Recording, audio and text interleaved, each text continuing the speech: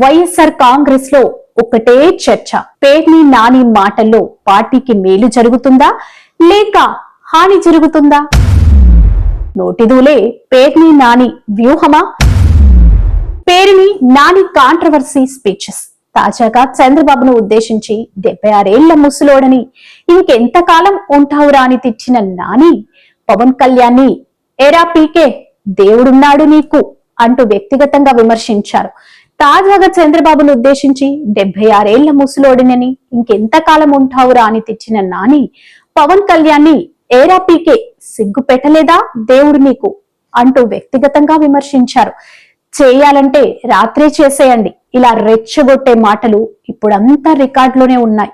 ఒకప్పుడు ప్రొఫెషనల్ గా మళ్ళీ సెటైరికల్ గా మాట్లాడిన నాని ఇప్పుడు ఎందుకిలా అసహజంగా మాట్లాడుతున్నారు మీరే చూడండి. ఇది సహజమైన మార్పా లేక ఏదో స్క్రిప్టెడ్ టాస్క్ లో భాగమా? నాని ఈ మధ్య మాట్లాడిన ప్రతి మాట వెనుక ఓ ప్లాన్ ఉందన్న అనుమానాలు రాజకీయ వర్గాల్లో ఊపందుకున్నాయి. కాపు కమ్యూనిటీని రెచ్చగొట్టేందుకు టార్గెట్ చేస్తున్నారా? వాళ్ళు కేసు పెడతారు, అరెస్టు చేస్తారు అనే అభిప్రాయం ఇప్పటికే వైసీపీ నేతల్లో ఉంది. అప్పుడే రెచ్చిపోవాలని టాస్క్ ఇచ్చారేమో అని ప్రచారం.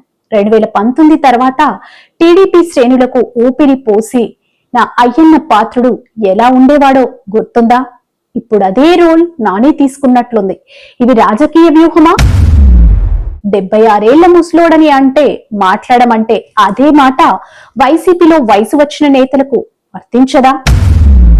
వ్యక్తిగత విమర్శలు రాజకీయ యుద్ధంలో అవసరమా?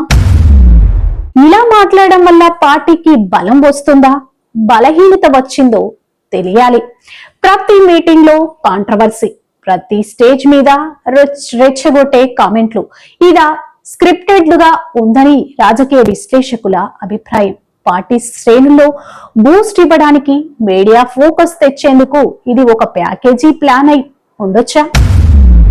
వైఎస్ఆర్ కాంగ్రెస్ పార్టీకి ఇది మేలు చేస్తుందా, నష్టాన్ని తీసుకొస్తుందా? పేర్ని నాని మాటలు రాజకీయంగా ప్లస్ అవుతాయా, మైనస్ అవుతాయా అన్నది కాలమే చెబుతుంది. మీ అభిప్రాయం ఏమిటి? పేర్ని నాని వాడుతున్న వ్యాఖ్యలు సరిగ్గా ఉన్నాయా? కామెంట్ చేయండి. అందరూ బాగుండాలి. మీ ఫోన్లో మన DAR ఫోకస్ ఛానల్ ని సబ్స్క్రైబ్ చేసి ఉండాలి.